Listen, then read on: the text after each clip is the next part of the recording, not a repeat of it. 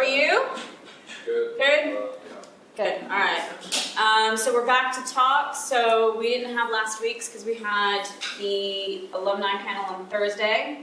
Some of you did go to it. Before we get into today's discussion, can we just get, what did you guys think of it? Those that actually did go? Thumbs up? Thumbs up? Okay, for those of you that didn't go, can you tell me why? Why didn't you go? Because where? I have a training session. Okay, good. Someone has a reason. Okay. Other people? Yes. I would say Okay, that's fine. Yeah, I know your reason. Yeah. So the reason why I'm bringing it up is because we had the largest number were from second years, so well done. Thank you. We had a good number of first years actually, which is, I mean, like you guys they're going ahead of schedule with everything. Third and fourth years, not a lot, which was a bit of a surprise considering that they need to get a job. So I was all like, why don't you want to go? Yeah. Okay. So it'll happen again next year. Hopefully it'll be a similar structure of a panel. So they'll just have questions asked to them and then they'll answer, and it's more about how they got into their role, how they found out about their job, because they all said that none of them knew what type that job existed when they were studying. It wasn't until they went into employment did they eventually discover this job, and they found out that actually they love it. One of the questions that one of my colleagues had said that one of the students should have asked was what kind of car you drive, because one of them actually was driving a McLaren. So when he was driving back up the hill, and he just like opened up his doors and just went like that, and they're like, yeah, McLaren. So I was like, okay, yeah. See, all of a sudden I was like, I like that job. So Ricardo, it was Ricardo. Yeah. He's the one that has his own company. Yeah. Oh, taking out the earbuds. All of a sudden, I'll listen to that. See, that'll make you want to. Maybe in my next flyer, we'll have a picture of Ricardo next to his McLaren. Be like, look, you can meet someone like him. He's only 5 years older than you. Well, one is that the one in the middle? No, the one next to the middle. Yes. Oh, is it? Yes. Yeah. Yeah, I mean, his background was really interesting because he actually started an app with one of his fellow classmates, and it didn't do well, so he just kept going, so it showed that, you can fail, and then you can learn from it, and then build up and succeed afterward. So it was just an interesting little background for him. So today's talk, we're going to be doing barriers against placements. So there are a number of reasons why students may not want to do placements during the summer. One of it could be that you've got family obligations, you've got financial obligations that you sometimes need to work full-time during the summer to save money to survive the rest of the academic year. There's just lots of different reasons why. You may not know how much time actually gets involved into a placement. You don't know how much money you'll get with a placement. So we're just going to go through that today to see if there's any things that we can cover here, and if there's additional issues that you may not be aware of, or I may not be aware of, and we can try to discuss it this way. Okay? Yeah? Okay, so why wouldn't you apply for a placement? Anybody, why wouldn't you apply for a placement? A little bit louder so I can hear. So that means everyone's going to apply for a placement. Awesome. Okay, Maybe I didn't have class for accommodation this summer. okay, very good. I was Accommodation. thinking about if I didn't have accommodation over the summer, so I was like, okay, I'm not going to apply at all. Yes. Okay, yeah, no, accommodation. Absolutely valid. Absolutely valid. Anyone else? Yes. Going back to what you were saying earlier, if you have like work over the summer, or if you have working obligations and Yes. things like that, or if you've got to care for, things you have to do. Yeah, care responsibilities, employment responsibilities. When I was an undergrad, what my role was is that I actually worked, I'm from California, so I worked at Disneyland.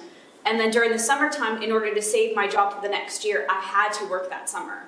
And I had to work full time in order to save my spot for the next year, and they paid above minimum wage. So it was like, what do I do? Do I do a placement that's gonna pay a certain amount, or am I going to have to deal with lovely guests for 3 months out of the year in order to save money so then I can work the next? So there are a lot of different things. Yeah. Yes. No, if you're not good enough, I guess. May not think you're good enough. Absolutely, a valid concern. You just may not know. That is one of the things that you may not be able to, that you're like either the most, academic, that you may not have the highest marks, or you just may not know what you want to do and you don't know about the competition because it's against everyone here and the other 9 institutions that are part of SEPNet that are in placements. So there are lots of different reasons. So last year, this was the feedback that we did receive from students. So you can see, don't know where to start, don't really know how to actually do the application process. It might not be worth it. Worried I won't get in, difficult. Gender balance, actually that was quite interesting. We had a number of our female students that weren't sure about applying because they didn't want to be the only female in a male-dominated industry. So they might as well apply for something else that they're a bit more comfortable with. Too competitive. Sometimes the placements were actually uninteresting for them, which is an interesting take because the way that the placements were created, they are written by the employer. So if the employer isn't able to write something that's engaging, it's not easy to convey that it's an interesting thing to apply for. So we fed that back to the employers, and hopefully they've made a bit more of a explanation as to what the project's going to be, hopefully a bit more interesting, so you've got a better idea of what to apply for. So we'll just go through a couple of things as we go along. So why you may not want to apply to placements, additional workload. One of the other things is that some students may have to do resits or retakes, and then that takes up your summer. And then that's an issue, so an academic concern. Fear of failure, as he said up there, that you just don't want to put yourself out there because you're not quite sure if you'll make it. Imposter syndrome is kind of the same thing. Who knows what imposter syndrome is? Okay, Chowder. Well, you want me to explain? Yes. When you say are doing physics and you don't feel like you're clever enough to do it. Yeah. And comparing with someone else usually. Yeah, but you actually, you're comparing, but you actually are good, but you just don't believe you are. You don't have that confidence. Lack of a role model. You may not have seen someone who's similar to yourself in that role, so you don't know that glass ceiling has been broken yet. Anxiety about doing something new. That was a big thing with last year. We had a few of our students did internal placements and only applied for internal versus our external ones because they were afraid of doing something new, of going outside of their comfort zone. Instead of working with a lecturer that they're already used to, they wanted to do that rather than going to an external placement. So there are some concerns that way. And that's completely valid. In fact, if you've got 2 summers available to do placements, maybe your first placement will be internal, your second one is external, to sort of give you that step to feel more confident.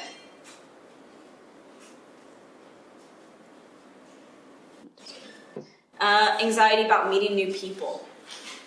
This may be something that I particularly may need to start dealing with first years, because first years it's really the first time really, doing something outside of home. They didn't have to, go to sixth form. They had to go online sixth form, so they didn't have that social connection as much as, yourselves or those that are older than yourselves who've had more years in school where you've been more social. So maybe that timid could be there, not being concerned about who you want to reach out to and who you don't.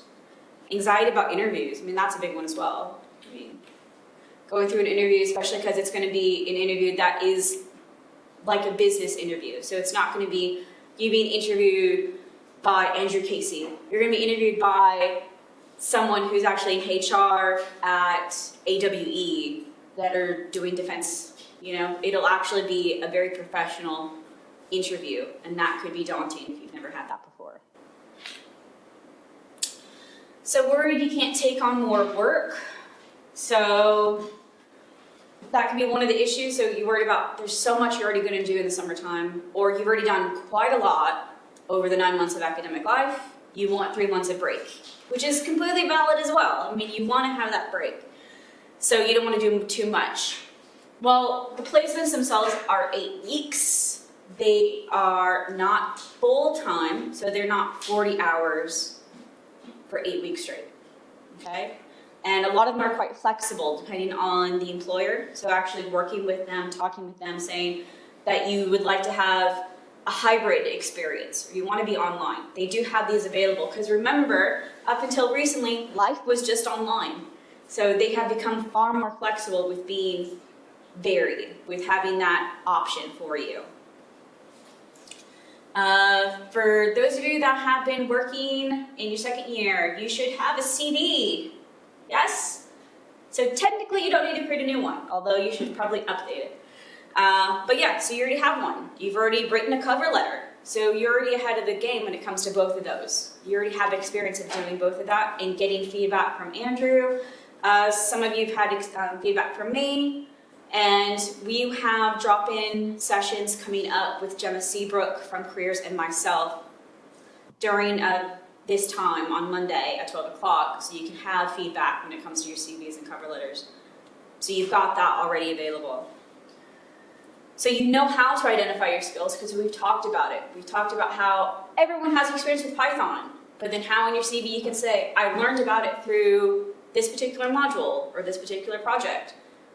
And that gives the interviewer a way in to ask you a question. Oh, so you have Python experience from your module with Andrew Casey.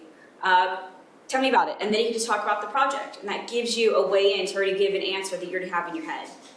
So putting those things into your CV gives them a question that you already know the answer to. So it just sort of helps that little bit. You know how to research an organization, role, or sector. You should. I would hope so. Your second year, you should know how to do some research. So you should kind of get a background of the different employers that are going to be doing placements. You can look at them and find out if they're actually viable, if they're interesting. And remember, you can always come to me and I can give you a bit more feedback as to how our previous students have experienced about it.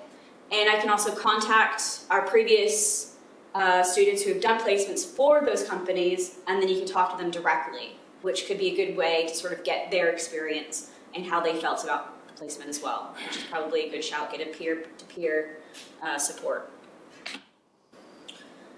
So you're worried competition is better than you. Well, guess what? Every single job is going to have that concern. So it's best to try now when you're still in school, rather than having to worry about getting a job, because now this is just a test run. Just think of it as a test run.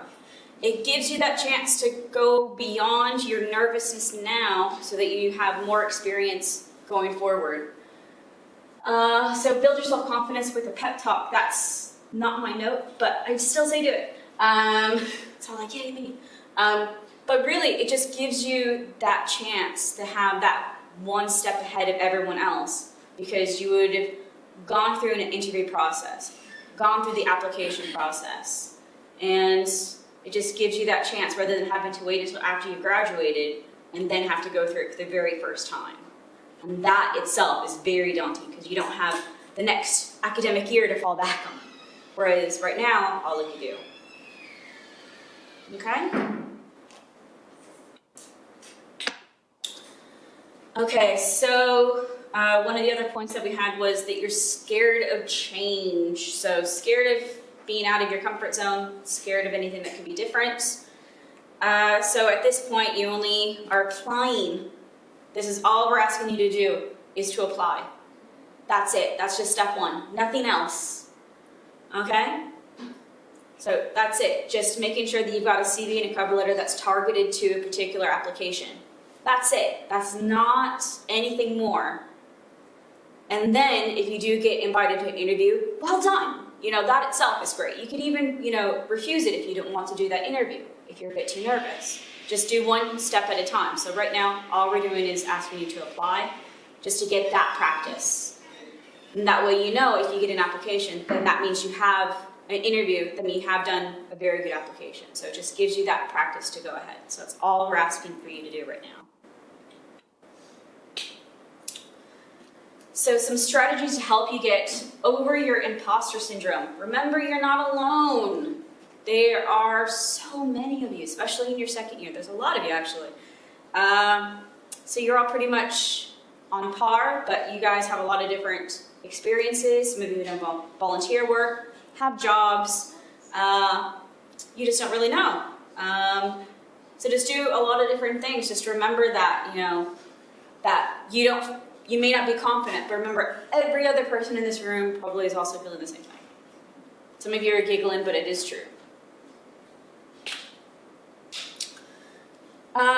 For a number of you, there might be a thing where you haven't seen anyone that looks like you or have the same experiences as you that you've seen who are doing something that's great, worthwhile. I mean, that's why we had the panel last week. We did have a number of people that you might start seeing a mentor or have a rapport with someone that has a similar background, better experience. So I'm just trying to put that out there. I'm going to be creating some alumni profiles and put them onto the Moodle page. So I'll be highlighting this person graduated 5 years ago. They are now doing this. This was their experience. So that way you get an idea of, you're not alone. And this is giving you a chance to maybe meet someone else or knowing a bit more about who has already done it and how you may be able to relate. So I'm going to be creating those and hopefully that'll help. And in the list of alumni that did attend, which I have sent out electronically, if there's anyone in there that you may want to talk to, because there were some that were from acoustics physics, there were people that were defense physics, there were people from finance, there were those who were patent clerks. If you want to reach out to any of them, you can come to me and then I can facilitate that dialogue if you don't feel comfortable talking to them directly. So I can make that arrangement. Okay?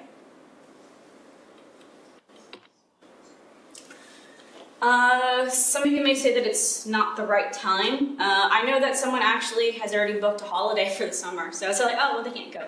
But, there are a lot of different reasons why it might be an issue. But we do have these options available, okay? So I just want to let you know that you may be concerned, you may not quite sure, but remember for the 8-week placement, it's not set in stone as to when it starts. So you may already have something already booked, and we do have placements where they are fine with you doing chunks, like 4 weeks, 2-week break, 4 weeks. You just have to liaise with the employer, because you may want to be able to fit everything into your summer, because your summer actually is a long time, so they can work around it, okay?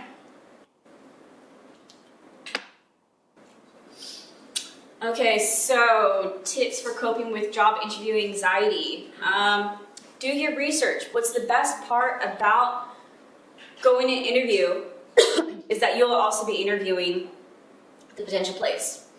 We do have students that get more than one interview, so they actually do go in and then they find out, this facility isn't what I pictured. There isn't enough group support. It's more at the desk as opposed to lab work. So you're sort of interviewing that company as well. And do your research, because they will always ask you, why have you applied to them? And do not say, because it was available.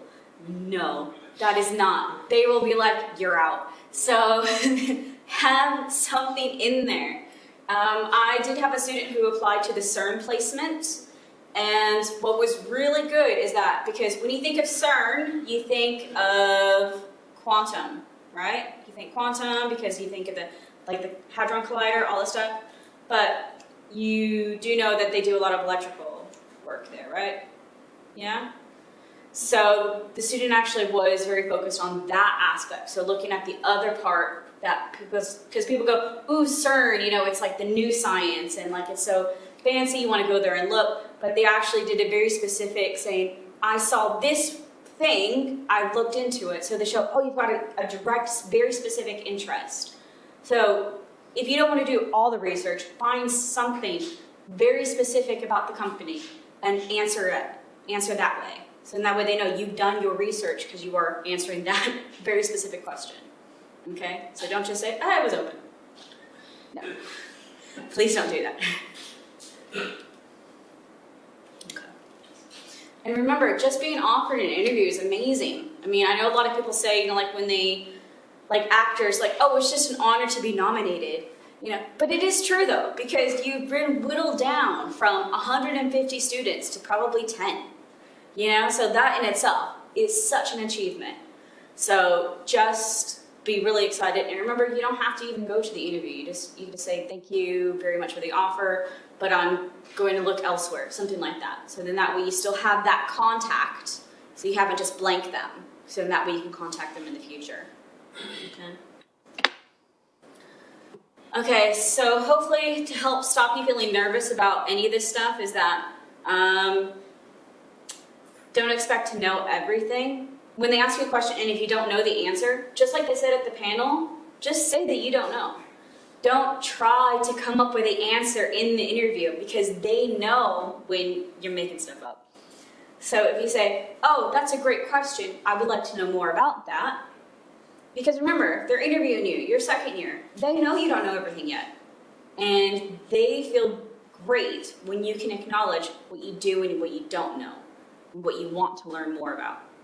So in an interview, if you're not sure, just say, you know, I actually am not familiar with that. And then that way they go, okay, great. Remember, at the panel, all 5 of them said, you know, don't make stuff up. They know when you're making stuff up. So don't do that.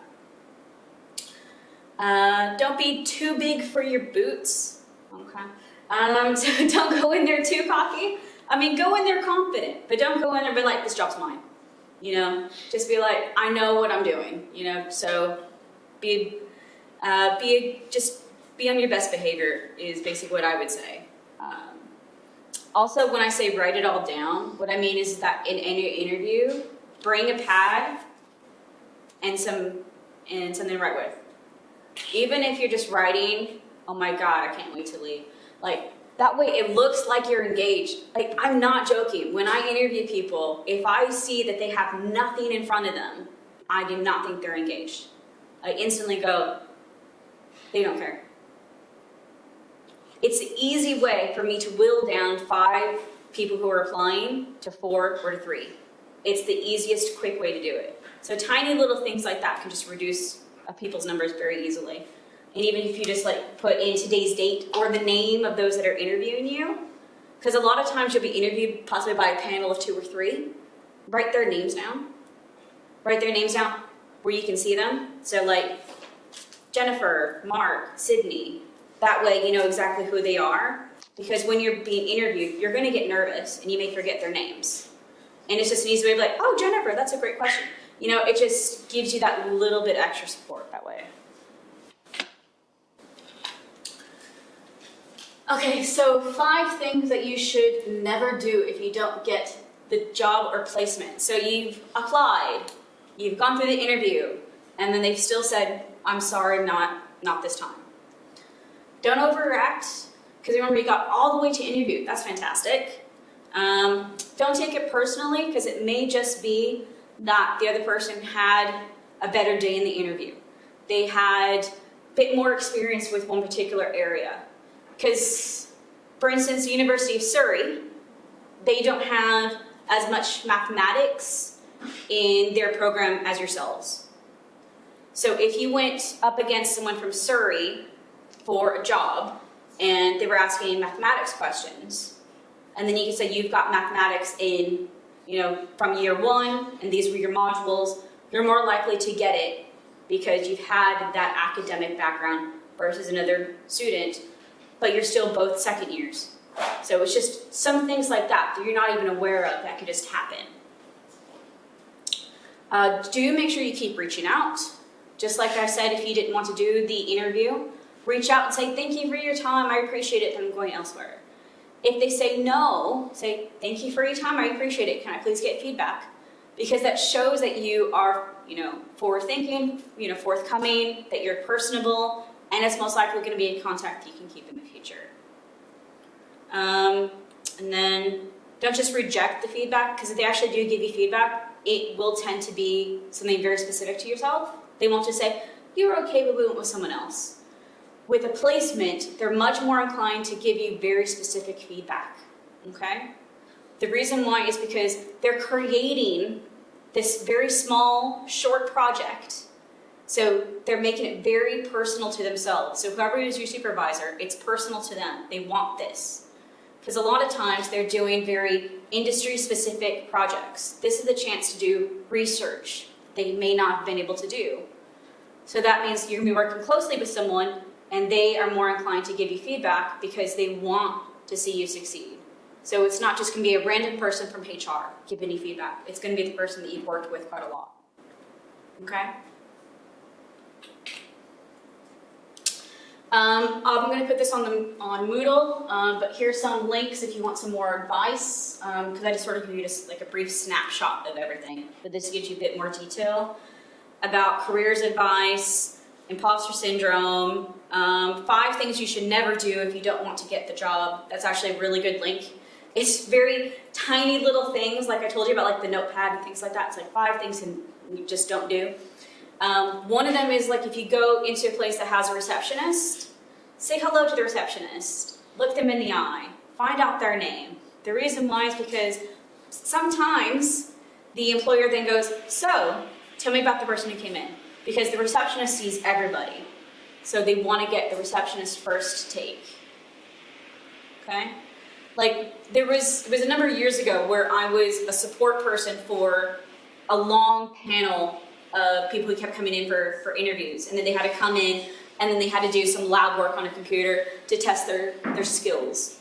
So I was just the facilitator. I was just handing them paper. I mean, like, okay, go ahead. And that was it. So I looked very innocuous, no one at all. Later on, I was in the interview panel. Hello. You treated me really badly. How are you today? It gives you that little chance, like, treat everyone well, and then it just instantly you have that rapport built up, and you're like, you were very nice to me. It's like, thank you very much. It shows that you're just this personal person. Tick instantly, because then it's an easy way to filter someone out. There was like 20 people, 5 of them I was all like, you don't want them. They are not going to be great when it comes to admin. They're not going to be great to someone who's there asking them a question. Don't do it. And then there were a few people who were like, there was chaos happening, like a computer was down, and they were just so relaxed. They knew what they were doing. They understood, just, step back, just wait. They were cautious, they were calm, they were collected, It just gives you that a little extra balance.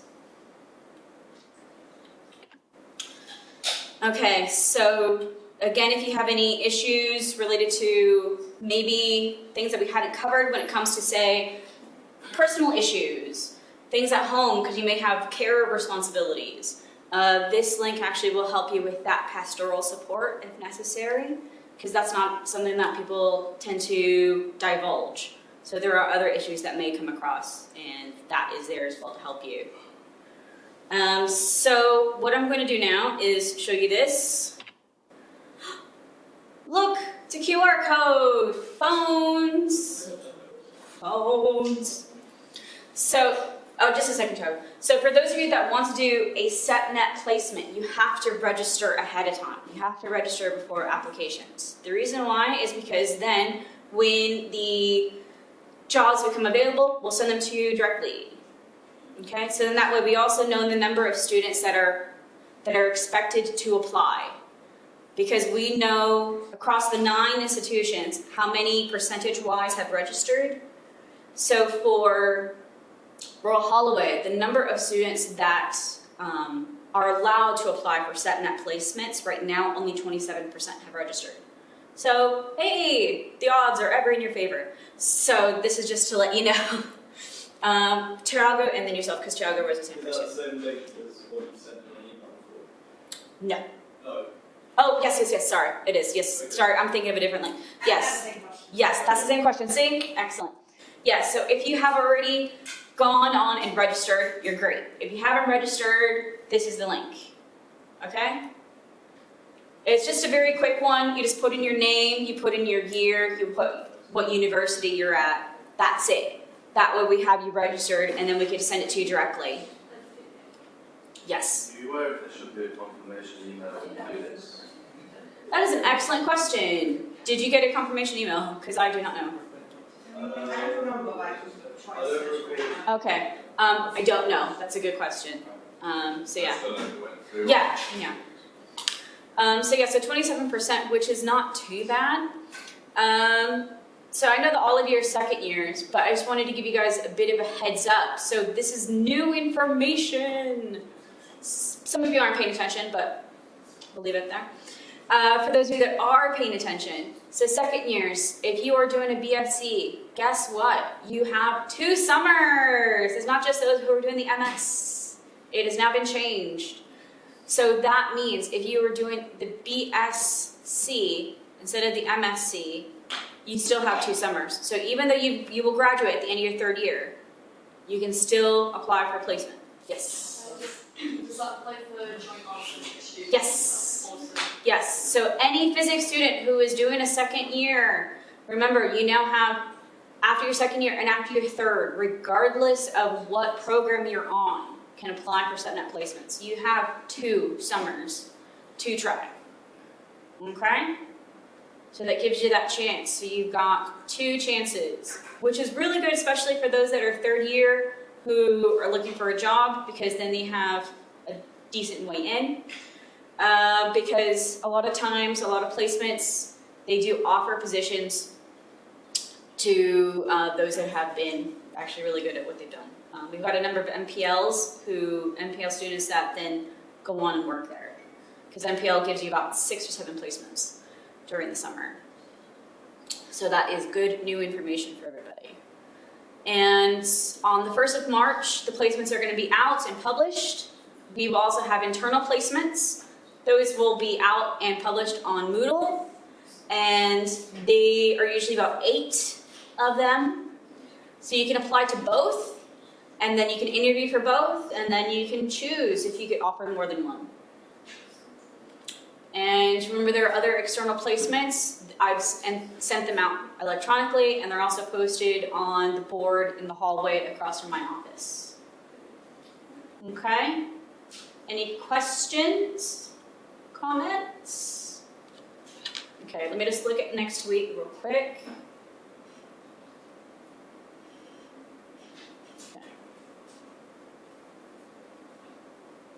Okay, so next week it should be interview workshops with Gemma. So Gemma Seabrook and myself are going to be here, and if you want help with practicing for interviews, finding out what kind of questions they're likely to ask you, questions that you should probably have ready, because they'll ask you, do you have any questions? It is good to have a question, because it just shows again that you're engaged. So that'll happen next week. Okay? Questions, comments, concerns?